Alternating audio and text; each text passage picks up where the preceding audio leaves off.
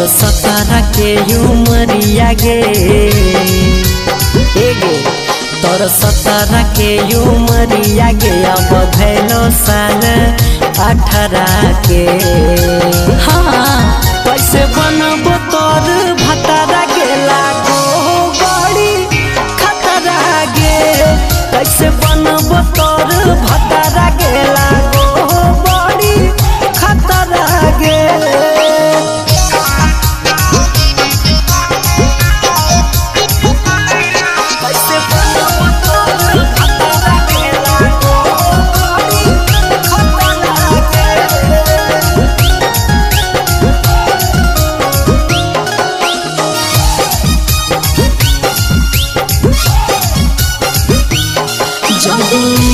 करभी बड़े छत करभी रे चली जेबो जहाँ अगर मत देखी रे। साचो की हरे जदे लेट करभी बड़े छत करभी रे चली जेबो जहाँ अगर मत देखी रे।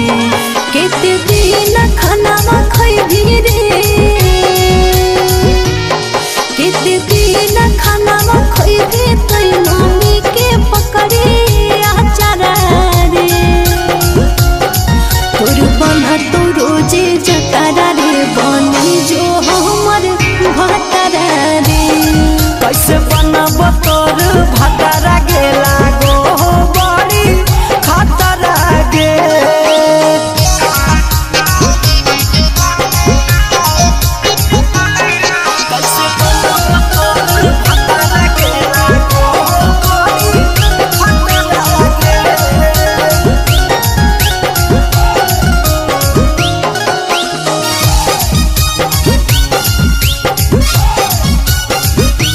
खेतवा जाए परत गे रोटिया पहले परत गे हमारा के संगे सब झेले परत गे।